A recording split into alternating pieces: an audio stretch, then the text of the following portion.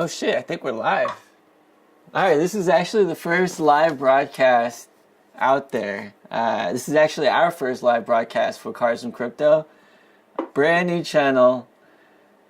And I'm a little bit nervous, but we're going to get into it. I have my cousin Nam on the line. We're going to be basically planning out the next couple days, actually tomorrow, and I guess the next couple days, because crypto doesn't stop, right? So we're going to talk about what happened today with the Fed, what happened in the stock market, and we're going to just survey the landscape, see how the crypto landscape's looking at, plot out some lines, and look at what deals are out there and what I project are going to be good value buys. So, and if you guys have any questions, let's chat. Let's have some therapy. I know a lot of people lost some money out there, so let's have an open discussion and see where this goes. All right. Let me see here. My Cars and Crypto. Boom, boom, boom.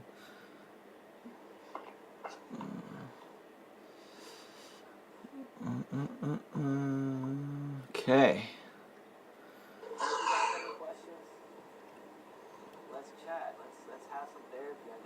All right, I'm gonna get some people on here. Let's see here. All right, Nam, what are you thinking, bro? Let's look at some charts here. Can you see my screen? I think I'm gonna try to show you my screen here.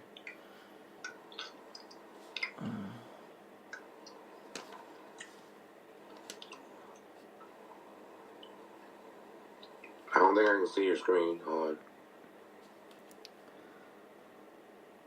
Yeah, I can't see your screen.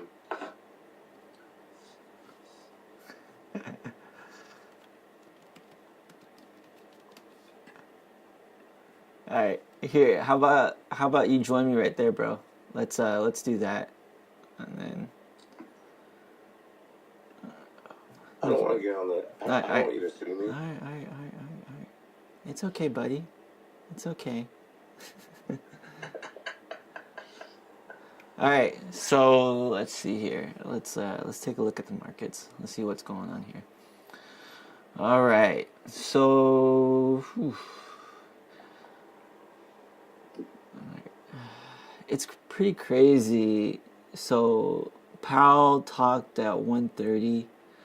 This was about when Powell started talking, and it seemed okay, and it went up a little bit. Fine. Yeah, that's it. Well, everything kind of what you said we all knew.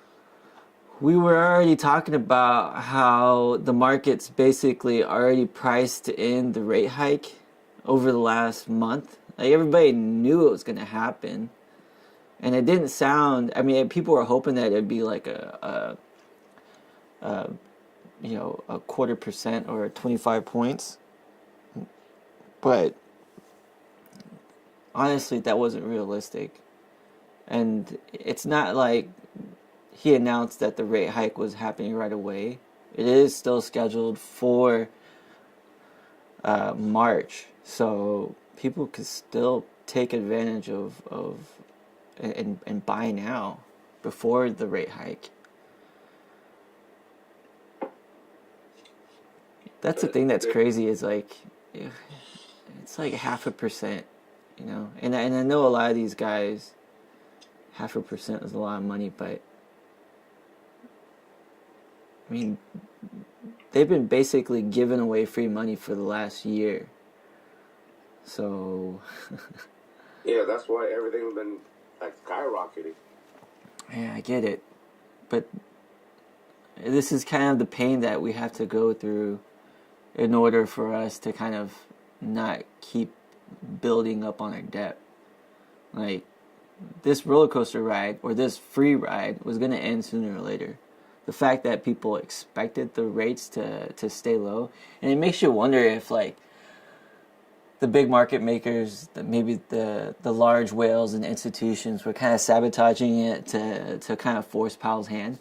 But even Powell's like, No, but Yeah, Powell didn't do because but inflation was getting to our yield, like everything, bonds and everything. He just said that he's going to start paying off, trying to get rid of bonds. So but I think, and secretly, I think that like the big whales are trying to make everything go down so they can rebuy and try to make some money before the interest rate goes back up. I get that. Powell did say that he didn't really care for stocks. He didn't care about the stock prices. To him, that was not that was not of concern to him. He was all about employment, which is, if that's what if he's that virtuous, then yeah. And really, stocks, I guess, institutions got out a while ago. So really, the only people that are hurting right now is retail or bag holders, people that held on and didn't sell. Because I remember during COVID times when the Dow felt like 1,000, it kept on going, but I've never seen it where it kept on fluctuating. Like on Monday, it kept on fluctuating between 500 to like minus 1,000, and all of a sudden it gained it all back. I'm like, there was no news. Like, what the hell's going on? Exact same with Tuesday. Like, yeah, it's really weird when the market pivots, even on good news. You saw it yesterday with Microsoft, how after the earnings report came out and everything was positive, they had a good beat on everything, yet it was down. I forget how much it was down, but it went down quite a bit, and then you wonder what caused the sell-off. Maybe it was the whales trying to push the price down so they could rebuy it, and that kind of caused a panic. That's what happens in the market. So a lot of times, institutions make up about 70% of all the trades on the market. And what you'll get is a big sell-off, and a lot of times it's caused by whales or big institutions. And so these big market orders hit the market and everybody freaks out. So the market orders hit the market, and if they fulfill, what basically happens is you see this double bottom. So you see the first huge stock dip, and then retail freaks out, and it causes another dip. And this happens all the time. You see it more in crypto just because it's more volatile, but it's crazy, man. Just like just like Tesla today, it was doing good because they all knew that it was like the car sales are up. Yeah. I think that the car sales are up like at least they produced like over 100,000 extra cars this quarter. Yep, and they closed it. They closed high. Everything, but the only thing they said, like when the earnings report came out, the only thing they said was they might not meet that expectation next year because of materials, of like of chips and stuff and all this bull. And next boom, it dropped like over almost like what, at least 50 or over 50. I didn't get a chance to look how far it went down. So Tesla is way more vertically integrated than just about any automaker. The only other automaker that I guess you could say is an exception is maybe, I don't know. I guess we're talking about. I was just mentioning like Tesla is more vertically integrated than just about any automaker. They have good partners. They have their own lithium mines. Panasonic is the biggest battery manufacturer in the world, and Panasonic and Tesla are pretty close. So they've never had basically a shortage of batteries, which everybody right now is trying to get batteries or trying to create stock of batteries so they could create these cars. The big bottleneck is the chips. So of course, most of those chips are coming out of Taiwan. Most of the infotainment chips are made by Samsung. Samsung owns Harman Kardon, and Harman Kardon makes like 90%, not 90%, probably like 60% of the infotainment systems out there. The other 40%, it's between a couple manufacturers, but Panasonic is also a big infotainment manufacturer. So let's see here. What? Oh man, I don't remember this, but I read it like 2 days ago. Or I think Intel. What is it? One of the Speak. somebody one of the United States has spent $10 billion to build a like they're about to build a factory to build microchips. Oh fuck! I forgot who. My bad. I didn't mean to cuss. I forgot what company it was. I read it, but I forgot it. I forgot what company it was. I just remember they're about to start, start building. Yeah.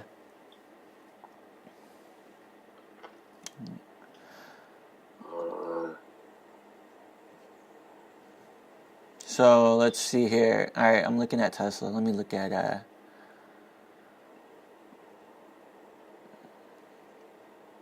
I mean, man, I should have sold ADA.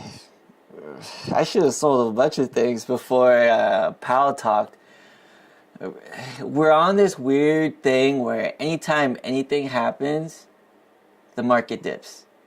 Earnings report, market dips. Powell talks, market dips. CPI data release, market dips. Doesn't matter what type of news, even if it's good or bad, market dips.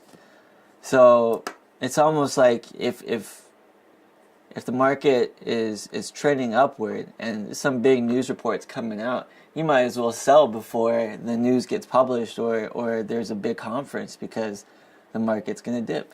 ADA hit like 114, 115 today, and that's where I was sitting. I was like, man, let's wonder if I should sell because it was up like 10%, and yeah, I became a bag holder. Now it's $1.02. I think my average is $1.04 right now because I re-entered at $1.04. It just, man, pretty disappointing. So it looks like a $1.13. I'm gonna zoom out here. This is the 4-hour chart. I like to look at the 30-minute charts when I'm swing scalping. 4-hour charts for more of the swing trading. On the short term, it looks like we have a strong resistance. I'm gonna just draw a line right here. Sen, it's Intel. Intel's about to build a $20 billion computer chip factory in Ohio. I don't know if they broke ground already, but that was an announcement a while ago. Yeah. That was I just saw it on NPR. Was it NPR or it was NPR or it was CNN? I mean, CNBC. You know, I forget if some of that was government funded too. You know what was crazy is everybody talks about Nancy Pelosi and the senators and the representatives. I actually got to make a list of them, but I did make a list of all of Pelosi's trades. Intel was one of the buys that Pelosi bought, but she bought it at $50. So I'm curious what Intel is going for right now. I can look. I got it right here. But dude, it's funny how they built in Ohio. Ohio was a battleground state a couple years ago. Yeah. That's why they were trying to build. I forgot what company they're trying. Lancaster or what? I wonder what type of tax perks they got for building it in Ohio. I guess for chip manufacturing, maybe having good talent's not a huge deal. Just because whenever you see a lot of big tech companies build a big office anywhere, they look at tech talent. So I don't know what type of talent, what type of workers a chip manufacturing company requires, but I know Samsung has a big chip manufacturer in Austin, chip maker in Austin. That's what Bao, Tiff's brother, he works at Samsung. Is it? Oh yeah, I see. It's 17 billion chip factory in Texas. Yep.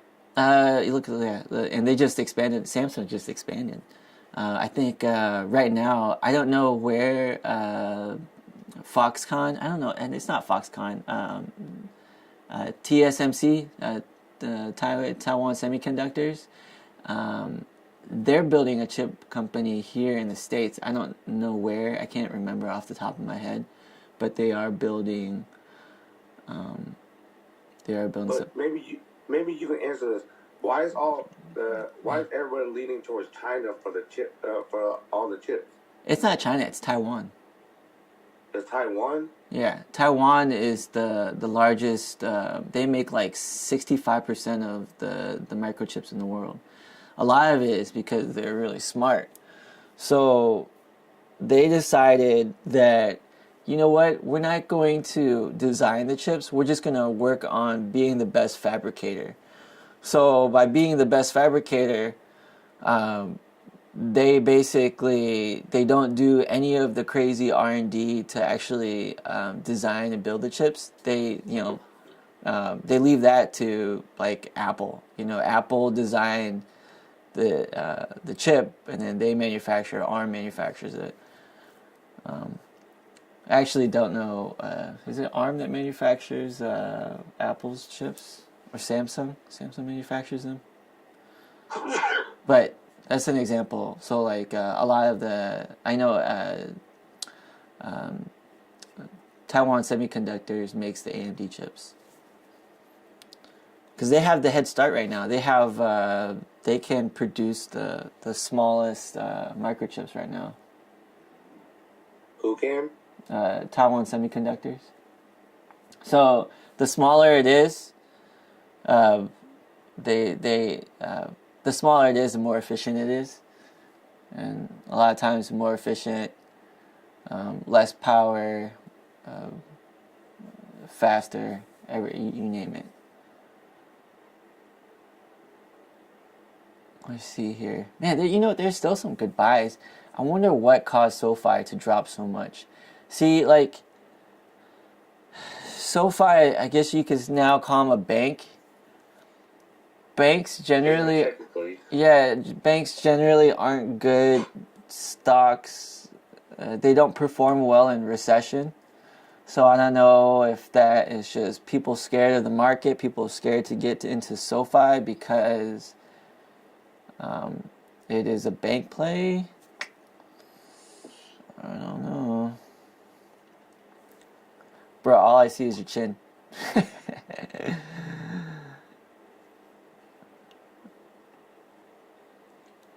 Okay.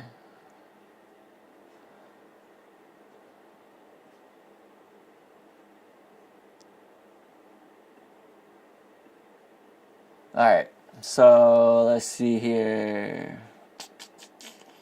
And, SoFi looks good, man. Like, what sucks is like for the future, because you could, this may not be an option trade. This may be just buy it and sit on it. Yeah. Look at this, the 1253 support line right here. So it was sitting at around like 1350. Yeah, 1350 to 1380 during Powell. And then right after that, it went all the way down to the 1253 support line. This one I drew. I don't know if I just draw that. Yeah. So it looks like this is a good support line here. Of course, it can go down more. This may be something that we look into buying some stock tomorrow. Maybe. Yeah, I'll probably buy a stock for this tomorrow. This one, because it's so cheap, you could just buy a bunch of stock. Or you could buy options then. You can buy options and then wait for it to hit $14 and then sell it. Because right now, during these types of periods, you're going to see a lot of sideways oscillation. And they're going to be bouncing off their support lines. And hopefully not forging new support lines. I'm hoping that we did already hit our local bottom, and that is like I think 11 and change. I think it may be just $12, but we're almost there to the bottom that we've already. Yeah, 1205. Let's see. No, 1183. Yeah, 1183. We're not that far off. I think I'm a bad option trader because most people will just buy in the money, but I like to buy it right outside the money just to test my luck, just to see what I can make. You know what I mean? Or Yeah. I don't know. I like to gamble. I don't like to guarantee I don't lose that much. If I'm gonna play, I'm gonna play. 90% of people lose money in options because they don't sell soon enough. That was kind of. That's true too. That's what happened with me today, man. I was hanging on to those Hut 8 and Clean Spark options, and everything was looking good. Bitcoin was at 38, and I didn't sell. And Bitcoin took a 2K dive, and people lost confidence. Basically, the whole market dived. But, Clean Spark, $6. Fuck, man. Man, we should have. If we had the money, the best play would have been put on anything, or We should have hedged. That would have been the smartest play. Just to hedge. Just because we had so many open contracts open. And we could throw, a put on like, an index fund or something like that. If I wasn't chasing certain things, man, 8 days straight in a row. Well, yesterday was kind of green, but still, I consider yesterday. So 7 days, and yesterday was everything was green at the end of the day, right?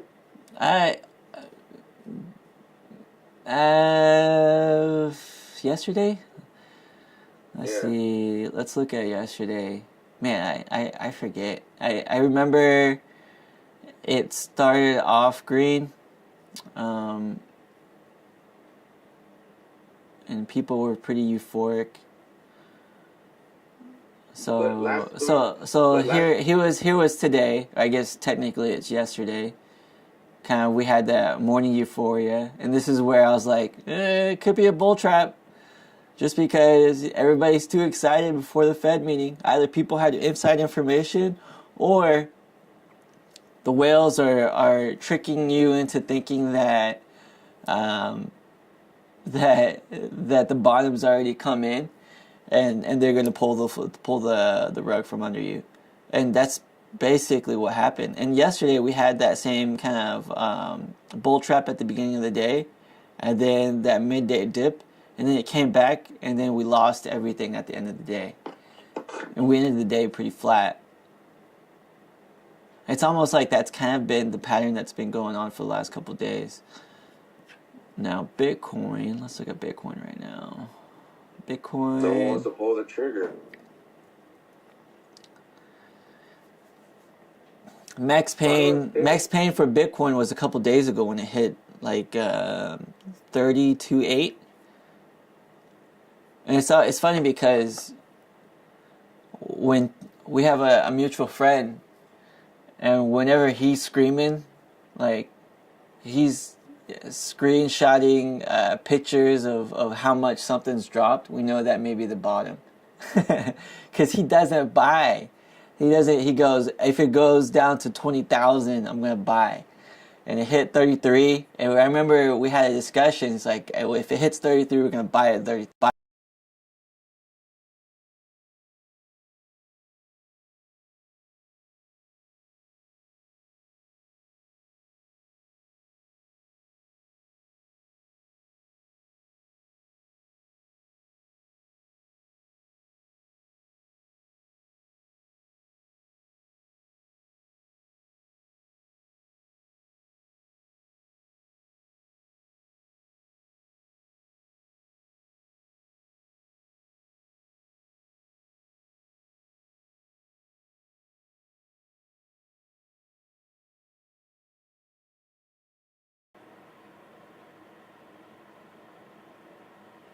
Yeah, European market should be open.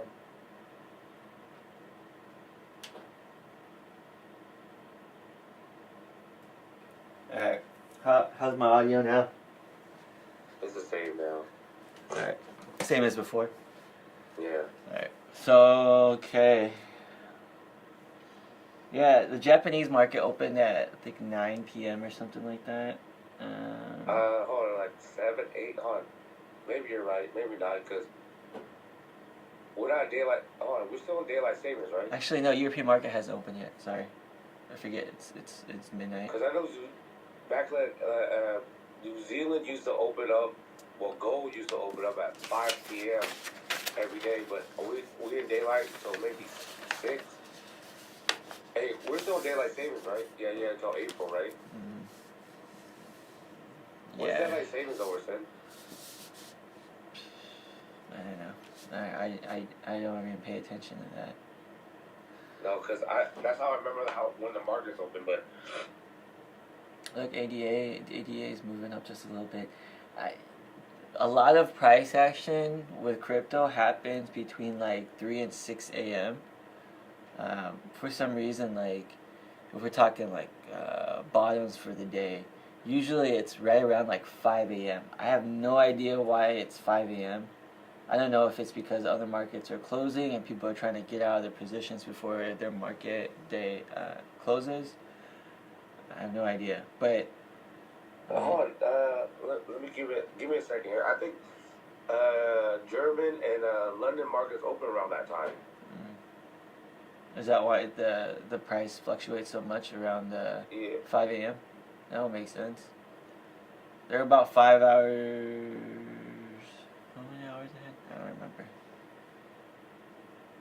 I used to know when I did international travel, but I bought. Man, you know what? I wonder if I did buy. I remember buying Luna 57. Let's see. Looks like we may have hit a local bottom here. 56 and change. So the daily, the bottom for Luna in the last 24 hours is 55.5. Look at how my crazy long stuff line. Well, actually, I take that back. London market open up. It's 6:42 a.m. They open up in 15 minutes. Okay. London market opens in 15 minutes. At 7 a.m. Right now, London is 6:43 a.m. So they're 6 hours ahead. Okay. I think I might. Man, it sucks. Algo, man. Algo just hasn't really been able to do anything. I've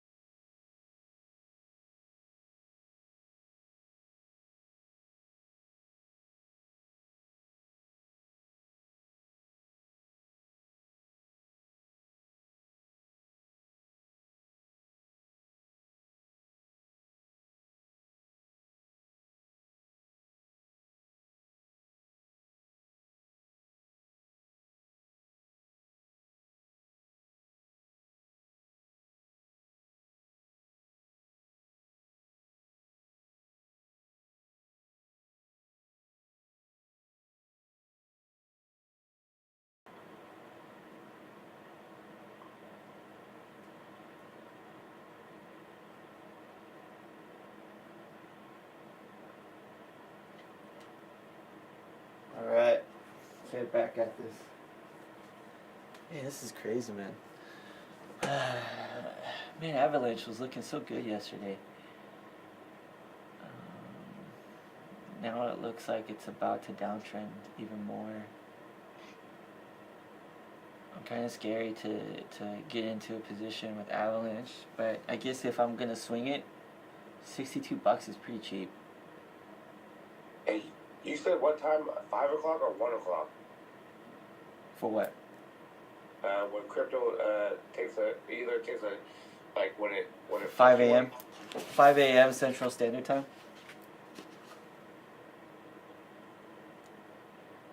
5. I wonder if that's like right before lunch. What do you mean? And you're because most countries besides the United States, they take an hour lunch. Like like Asian countries, for an hour they stop trading to eat lunch. I'm not sure Europeans do it either. I know Japan, China, India all do. I mean, at the end of the day, you know, if there's one truth is that people really don't.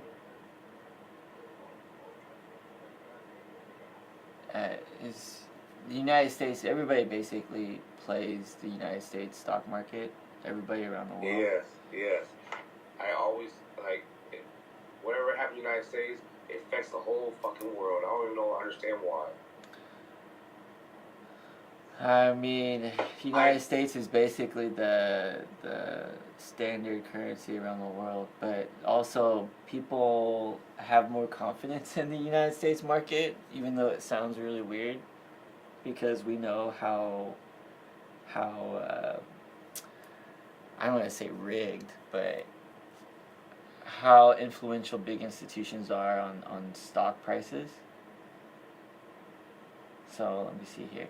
Man, Avalanche looks like a good deal, and it looks like it's hit a floor. RSI is pretty low,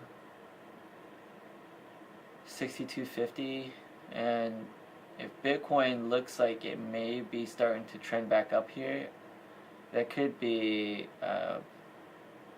an opportunity to DCA, to lower your average. And it's wild because freaking AVAX, that shit was like $120 like a month ago. It's crazy. You know, the all-time high is $150.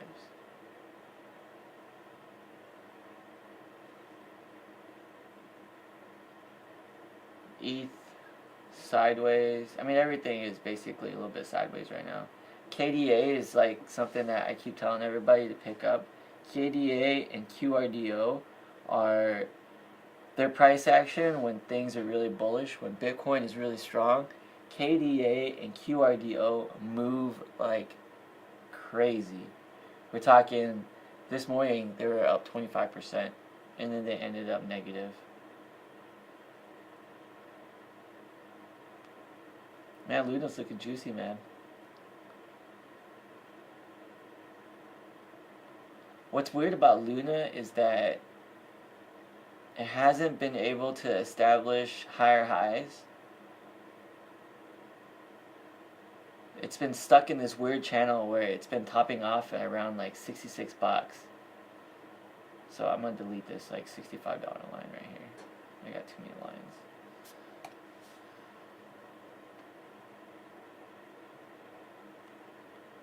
So if we, man, it's weird. If we lose 57 here, the next big support is around $54.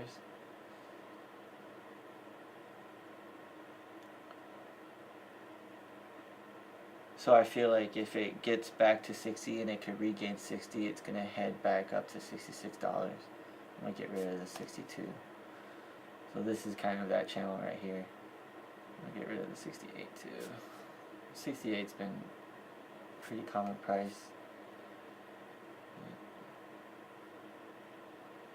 54, 60, and 66. Oh, $6.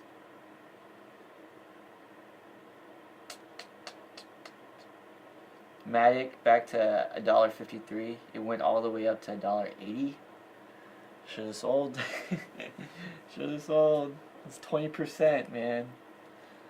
Oh my gosh.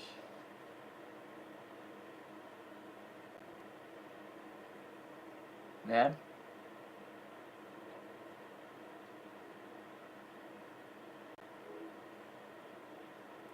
Alright, let's try to get my cousin back here.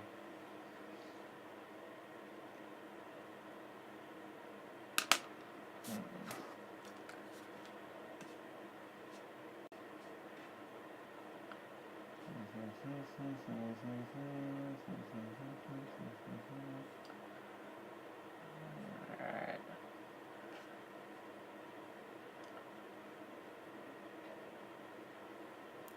Okay. I really like Matic. What sucks is after the EIP 1559, their coin burn update, it's been downtrending ever since. It had all the momentum, it hit all-time highs not that long ago, and then for the last week it's just been, last week. For the last week it's just been not doing well at all.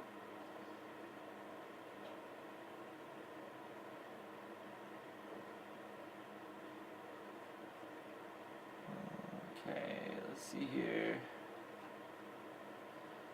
Alright guys, it looks like my streamer may be freezing a little bit.